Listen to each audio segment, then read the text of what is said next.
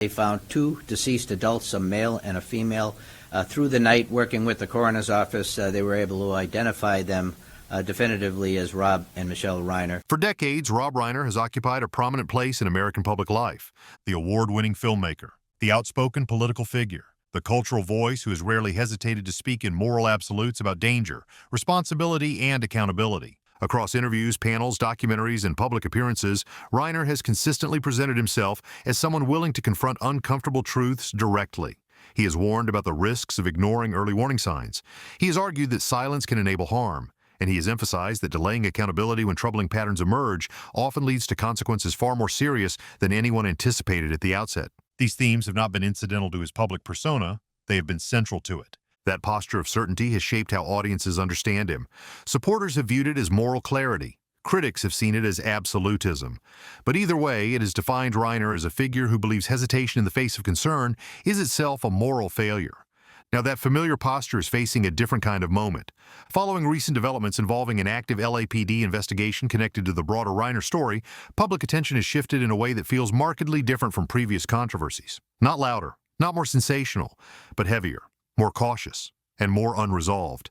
The tone surrounding this moment is subdued, even restrained, yet charged with unease. To be clear from the outset, there are no claims of guilt being made here, there are no conclusions being drawn, and the legal process remains ongoing. Those distinctions matter, and they will remain central throughout this discussion. What has unsettled many observers is not a single headline or isolated detail.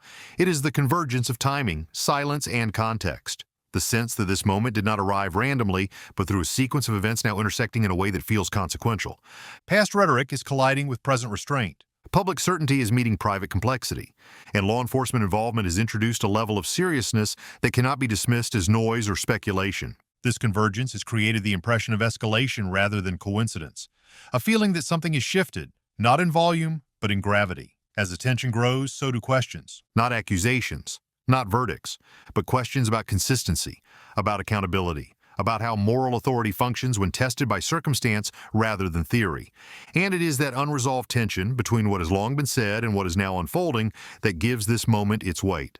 Rob Reiner has never been subtle when discussing accountability. For years, he framed moral responsibility as something that must be confronted early, before problems grow, before patterns solidify, before consequences force recognition. His message was consistent and unmistakable. Hesitation is rarely neutral, and delay often carries its own cost. In multiple interviews and public discussions, Reiner argued that character is not revealed through isolated moments of success or public approval, but through repetition over time. According to him, serious issues almost never arrive without warning. They surface gradually, through small signals that are easy to dismiss, rationalize, or explain away. Rarely do they announce themselves fully formed. Instead, they accumulate quietly, gaining momentum through neglect rather than intention. He described how troubling behavior becomes normalized by familiarity, softened by loyalty, and excused by proximity. People convince themselves that what feels uncomfortable is probably harmless, or at least manageable. By the time consequences become undeniable, Reiner warned, the opportunity for early intervention is often past, not because action was impossible, but because it was postponed. He also spoke directly about why that postponement happens. People rationalize discomfort because confronting it is inconvenient, because it disrupts relationships, because it forces difficult conversations many would rather avoid. According to Reiner, this impulse isn't malicious, it's human, but it is also dangerous. Left unchecked, it allows minor concerns to harden into systemic failures. At the time, these statements were widely received as insight. They were framed as cultural critique. They were applauded, quoted, and shared across platforms. They fit neatly into a broader narrative about social responsibility and moral courage. Reiner's words were treated as lessons, reminders that accountability loses its meaning if it only arrives after damage is done. For many listeners, his certainty offered clarity. It presented a framework for how individuals and institutions should respond to warning signs rather than waiting for outcomes. But words do not exist in isolation forever. When circumstances change, rhetoric acquires weight. Context transforms meaning. Language, once directed outward, can echo back in unexpected ways, no longer as commentary, but as a measure. That is what has happened here. Those past remarks are being revisited not to rewrite history or assign blame, but to reassess them in light of a more complicated present.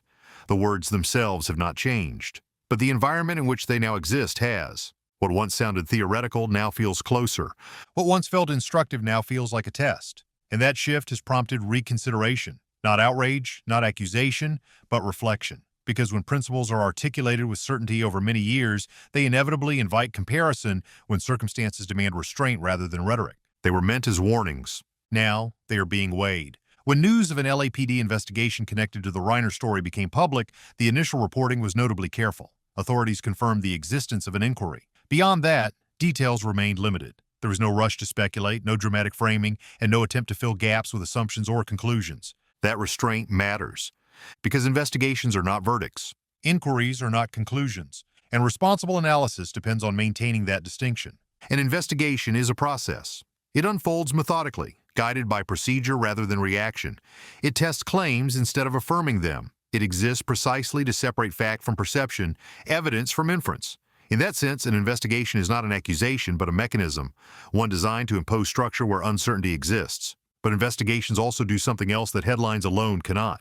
They formalize attention. Once an inquiry is initiated, a situation moves beyond rumor or speculation and into an institutional process governed by rules, oversight, and accountability. Even when information remains limited, the existence of an investigation changes how a story is understood. It signals that uncertainty is no longer informal. It now carries procedural weight. And that shift matters, because process alters perception. It changes how silence is read, how restraint is interpreted, and how past behavior is reconsidered. What might previously have been dismissed as distance or discretion now exists within a different frame, one shaped by institutional involvement rather than personal choice alone. In this context, Rob Reiner is not simply a private individual navigating a legal process. His decades-long role as a public moral voice makes scrutiny unavoidable, even when caution is required. He built influence not only through his creative work, but through his willingness to speak authoritatively about responsibility, warning signs, and accountability. That history shapes expectations. It informs interpretation, and it influences how the absence of commentary is perceived. This does not imply guilt. It does not assign blame, and it does not preempt the outcome of any investigation. But it does create tension, because when a public figure's identity is built on moral certainty, moments that require restraint rather than rhetoric naturally invite comparison. Not because the public demands answers, but because contrast becomes visible on its own.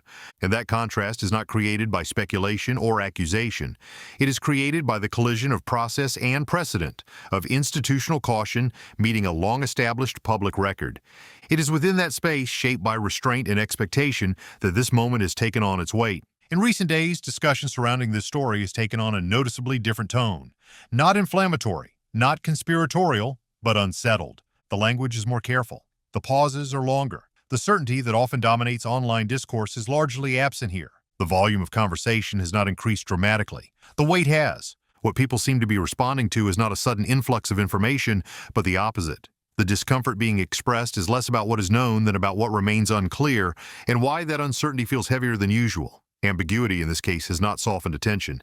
It has intensified it. For years, Rob Reiner himself warned about this exact dynamic. He described how societies and institutions often ignore escalating issues because addressing them is uncomfortable, how early warning signs are minimized, reframed, or rationalized away. According to him, concern is frequently recast as overreaction, patience as prudence, and silence as responsibility. Problems rarely feel dramatic at first, he argued. They feel manageable, ambiguous, easy to postpone.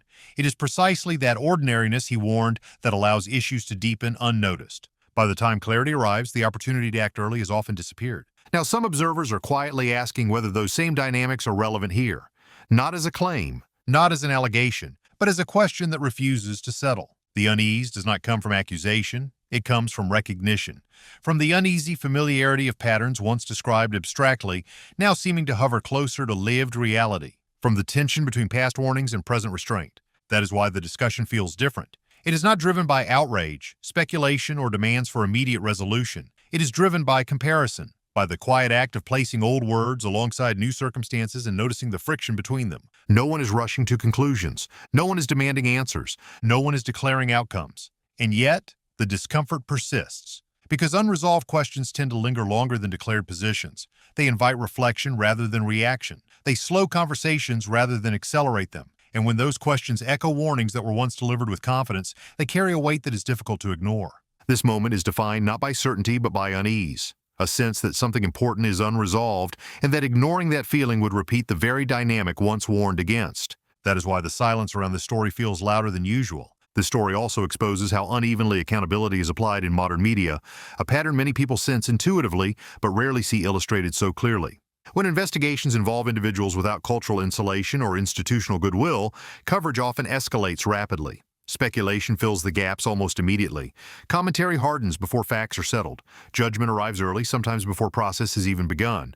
In those cases, caution is framed as evasion, and silence is treated as evidence of wrongdoing rather than restraint. But when situations intersect with cultural elites, the tone often shifts. The language softens. The urgency fades. Silence is reframed as responsibility. Stories become quieter, more procedural, and more abstract. Context replaces scrutiny. Time is emphasized. Privacy is invoked.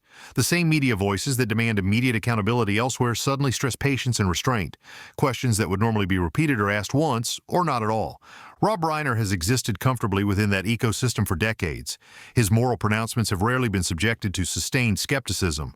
His certainty has often been treated not as an argument to examine, but as authority to accept. When he spoke about accountability, his conclusions were amplified rather than interrogated. Now, that dynamic has reversed in an unexpected way. It is not something he has said that is drawing attention. It is what he has not said. The absence of commentary, rather than its presence, has become the focal point. There has been no aggressive media reckoning, no coordinated effort to revisit past rhetoric, no sustained examination of how previously articulated principles intersect with current circumstances. Instead, the conversation has quietly moved elsewhere.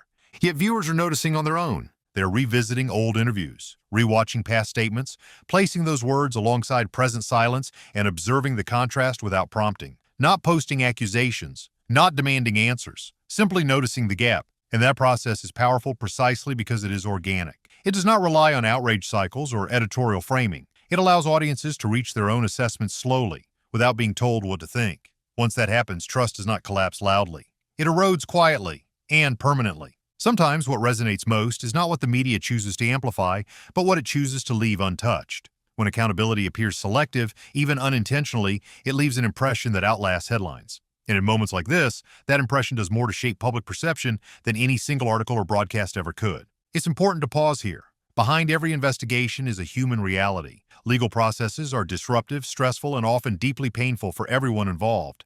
They unfold slowly under conditions of uncertainty and with consequences that extend far beyond headlines. These processes are not entertainment. They're not narratives designed for consumption. They belong in courtrooms, filings, and formal proceedings, not in comment sections or speculative threads. Rob Reiner is a public figure, but he is also a person. Acknowledging that distinction does not require abandoning principles or suspending critical thought. It simply requires recognizing that legal scrutiny affects real lives, not abstractions. Responsible analysis must hold space for both restraint and seriousness at the same time.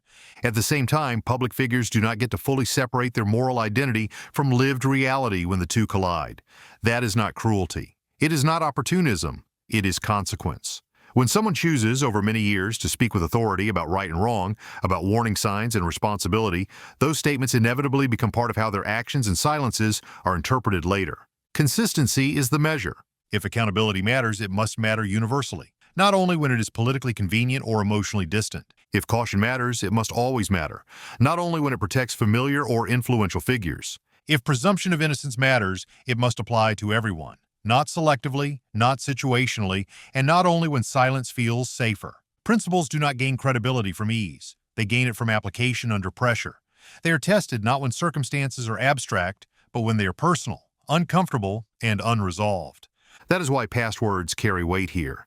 They were not casual remarks delivered in passing. They were not reactive statements made in moments of emotion. They were deliberate moral judgments, carefully articulated, repeated over time, and offered as guidance for how society should think about responsibility, warning signs, and accountability. They were meant to set standards, not simply to signal values. Now those words stand on their own, not clarified, not revised, not withdrawn. They exist alongside circumstances that test whether moral certainty is situational or enduring, and it is in that quiet comparison, not in accusation, not in verdict, that this moment derives its gravity. Because sometimes the most revealing questions are not asked loudly. They emerge when principles and reality are placed side by side and allowed to speak for themselves. This story will not linger because of an investigation alone. Legal processes are finite by design. They have procedures, timelines, and eventual conclusions. Courts resolve matters deliberately, guided by evidence rather than emotion. In that sense, investigations end, even when their outcomes are complex or unsatisfying. What will cause this moment to persist is cultural. It exposes a tension that many people are increasingly unwilling to ignore. A class of moral authority built on certainty, now confronted with a moment that demands restraint. A visible gap between rhetoric and reality, between loudly articulated principles and the quiet complexity of circumstances that test them. For years, Rob Reiner spoke about leadership not as performance, but as responsibility. He argued that leadership is revealed most clearly in moments of discomfort, when saying nothing is easier than saying something and when restraint can blur into avoidance. He warned that moral authority is not something a person claims through words alone, but something tested when principles become inconvenient. Those statements were not offhand remarks. They were not rhetorical flourishes. They were deliberate, repeated, and offered as guidance for how individuals and institutions should behave under pressure, and they are now part of the public record. That record does not demand spectacle. It does not call for punishment. It does not invite public judgment in place of due process. What it invites is coherence. Because principles that function only at a distance lose credibility. Values that apply comfortably to others but falter when circumstances turn personal reveal their limits. And moral authority that struggles under pressure exposes something larger than any single individual. It reveals how culture rewards certainty without always insisting on consistency. This is why the story persists. Not because answers are missing, not because conclusions have been reached, but because comparison is unavoidable. Between what was said then and what is unfolding now, between moral clarity as rhetoric and moral clarity as practice, between certainty expressed in theory and restraint required in reality. That comparison does not need to be forced. It arises naturally, quietly, as people revisit old words and measure them against present circumstances.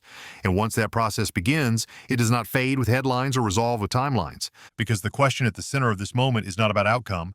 It is about whether principles endure when tested, or whether they only function when distance makes them easy. And that question, once raised, tends to linger long after the process that sparked it has run its course. If this breakdown helped clarify why this moment feels different, consider subscribing. This channel focuses on careful analysis, consistency, and restraint, not speculation or outrage. This story isn't about rushing to judgment. It's about paying attention, because accountability only matters when it applies under pressure, and critical thinking matters most when answers aren't simple. Thanks for watching.